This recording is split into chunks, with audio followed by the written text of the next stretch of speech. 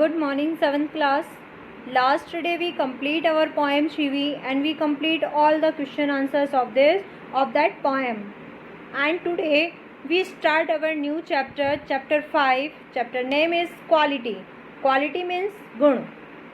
Firstly we read, before you read, after that we start our chapter. So let's start. Can a shoemaker be called an artist? सबसे पहले तो बेटा शू maker का मतलब होता है जूते बनाने वाला, कॉल्ड यानी पुकारना या कहना, आर्टिस्ट यानी कि कलाकार।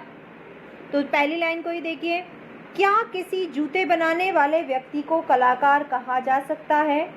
क्या किसी जूते बनाने वाले व्यक्ति को कलाकार कहा जा सकता है?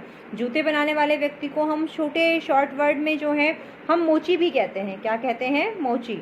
तो क्या किसी मोची को आर्टिस्ट या कलाकार कहा जा सकता है? यस, हाँ। If he has the same skill and pride in his trade as any other artist and the same respect for it too. तो देखिए इसका आंसर भी उन्होंने ही दिया है। हाँ, यदि उस व्यक्ति के अंदर अपने कार्य को करने की दक्षता, स्किल यानी दक्षता, निपुणता, एंड प्राइड और अपने कार्य को करने का गर्व है, उसे किसी तरह की शर्म नहीं आती अपने काम पर कि वह जूते सिलता है तो उसे शर्म आती हो इस चीज़ पर, नहीं, उसे अपने काम पर, अपनी कला पर यदि गर्व है और उसके अंदर उस काम को करने की सही प्रकार की दक्षता या निपुणता है तो वह कलाकार कहलाता है। ट्रेड यानी व्यापार, कार्य, कला। एनी अदर आर्टिस्ट, दूसरे ही आर्टिस्ट की तरह। सेम रेस्पेक्ट, रेस्पेक्ट यानी सम्मान। तो देखिए, हाँ, किसी मोची को भी कलाकार कहा जा सकता है यदि उस मोची के अंदर अपने कार्य को करने की पूर्ण दक्षता है, वो अपने कार्य को करने में गर्व महसूस करता है और दूसरे ही कलाकारों की तरह अपने कार्य का पूर्ण तरह से सम्मान करता है, उसका रेस्पेक्ट करता है, तो वह व्यक्ति भी कलाकार कहलाता है। Mister Gessler, Mister Gessler, a German shoemaker settled in London, is a perfect artist. ये जो आप चैप्टर पढ़ेंगे ये चैप्टर मिस्टर गैसलर का है। तो यहाँ बताया है मिस्टर गैसलर जो थे वो जर्मन के रहने वाले थे और वह एक मोची थे जो कि लंदन में सेटल हो गए थे, शिफ्ट हो गए थे, अच्छी तरह से बसे हुए थे। सेटल्ड का मतलब है बसे हुए। इज ए परफेक्ट आर्टिस्ट, वह एक शू बनाने वाले शू मेकर थे और वह एक परफेक्ट आर्टिस्ट थे, एक बहुत ही परफेक्ट पूर्ण कलाकार थे। Read this story to see how he devotes his life to his art. आप इस कहानी में पढ़ेंगे कि कैसे मिस्टर गैसलर जो थे उन्होंने अपनी कला के प्रति ही अपना संपूर्ण जीवन न्योछावर कर दिया था, संपूर्ण जीवन को समर्पित कर दिया था। डेवोटेड करना, समर्पित कर देना, ठीक है। तो देखिए मिस्टर गैसलर जो थे वो जर्मन के रहने वाले थे, वो शू बनाने का यानी कि जूते बनाने का काम करते थे, वो लंदन में सेटल्ड हो गए थे और कैसे उन्होंने अपना सारा जीवन जो था वह अपनी इस कला के प्रति समर्पित कर दिया था। सो बेटा देखिए, this story is related of the life of a shoe maker and shoe maker name is Mister Gessler who live in German and settle in London and he devotes his life to his art. Now we start the story. Quality, gun. Quality means gun. I knew him from the days of my extreme youth because he made my father's boots. देखो बेटा, यहाँ पर आई जो word है ये हमारे writer के लिए आया है, जिन्होंने हमारा ये चैप्टर लिखा है ना, ये स्टोरी जिन्होंने लिखी है उनके लिए ही यहाँ आई वर्ड आया है। तो यहाँ पर हमारे जो राइटर हैं, जो लेखक हैं, वो कहते हैं कि मैं मिस्टर गैसलर को, हिम जो है वो किसके लिए आया है? मिस्टर गैसलर। आपको बता दिया, स्टार्टिंग में ही बता दिया कि मिस्टर गैसलर जो थे वह एक जूते बनाने वाले थे, जर्मन के लंदन में वो जर्मन के थे लेकिन वह लंदन में सेटल हो गए थे और वो जूते बनाने का कार्य करते थे।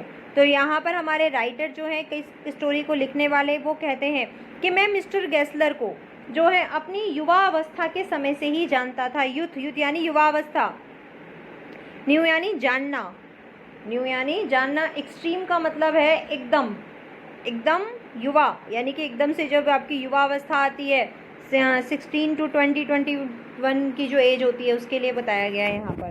तो देखिए हमारे राइटर कहते हैं मैं मिस्टर गैसलर को अपनी जो है वह युवा अवस्था के समय से ही जानता था।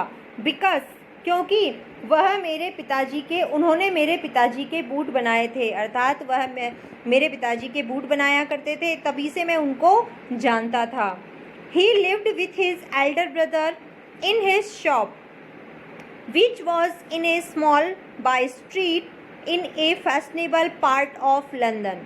कि देखिए मिस्टर गैसलर जो थे वह अपने बड़े भाई के साथ रहते थे। मिस्टर गैसलर जो थे वह अपने बड़े भाई के साथ उसी दुकान में रहते थे। मिस्टर गैसलर अपने बड़े भाई के साथ उसी दुकान में रहते थे, जो दुकान लंदन के एक अच्छे से संभ्रांत, एक अच्छा सा जो क्षेत्र था, एक फैशनेबल पार्ट जिसे हम कहते हैं, यानी कि एक अच्छा बसा हुआ जो इलाका है, एक फैशनेबल पार्ट जो था लंदन का, एक अच्छा बसा हुआ जो इलाका था, वहीं पर उनकी वो दुकान थी। एक सकड़ी सी गली में, स्मॉल बाय स्ट्रीट यानी सकड़ी सी गली में, एक अच्छी सी जो गली थी सकड़ी सी लंदन की, वहाँ पर ही उनकी शॉप थी और उस शॉप में वह अपने बड़े भाई के साथ रहते थे। The shop had a certain quite distinction. अब यहाँ देखिए डिस्टिंक्शन का मतलब होता है अपने आप की ही खूबी या विशिष्टता, खूबी या विशिष्टता। तो देखिए the shop had a certain quite distance, certain यानी निश्चित रूप से। तो यहाँ देखिए उस दुकान की अपनी ही कुछ निश्चित विशेषताएं थी, खूबियाँ थी।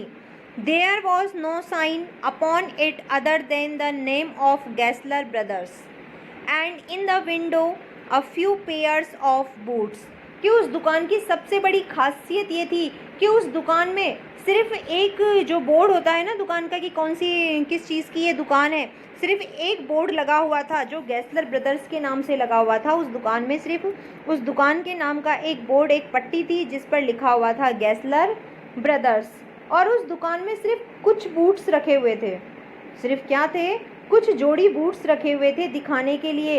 इसके अलावा उस दुकान में और कोई सामान कुछ था ही नहीं।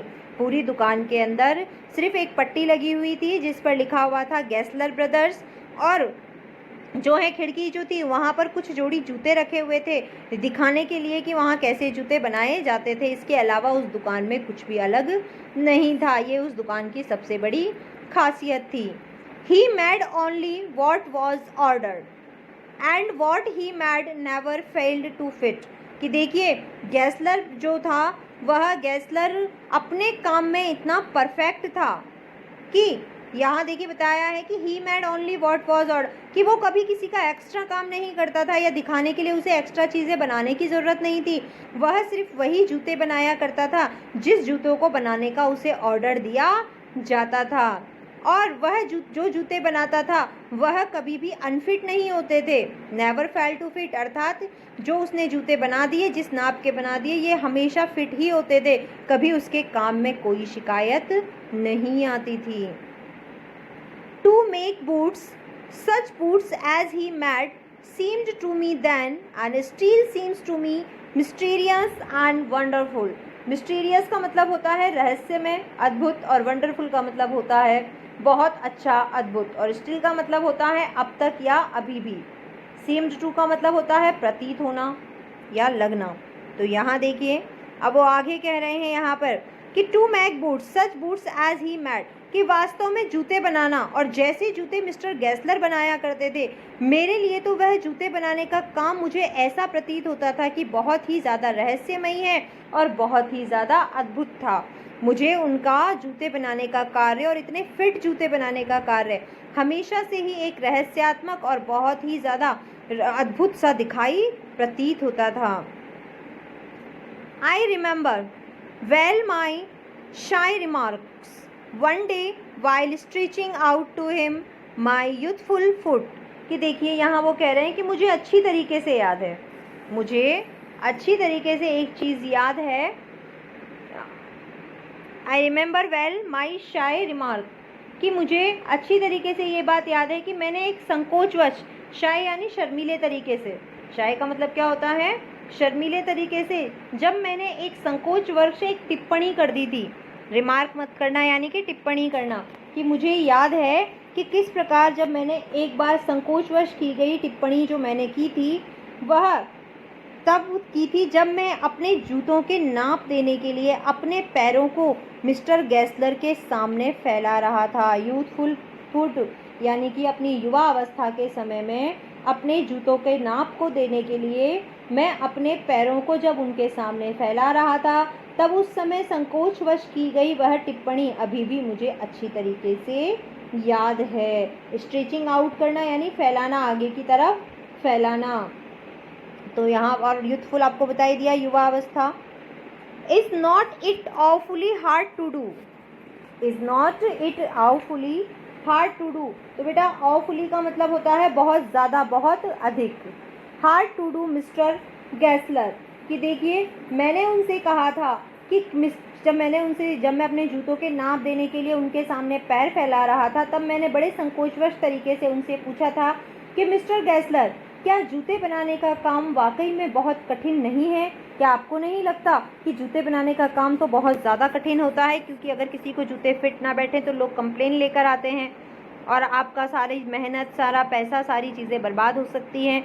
ऐसे सवाल मेरे अंदर थे जब मैंने ये मिस्टर गैसलर से पूछा, लेकिन मैं ये सवाल उनसे पूछते समय काफ़ी ज़्यादा शाय महसूस कर रहा था, संकोच महसूस कर रहा था।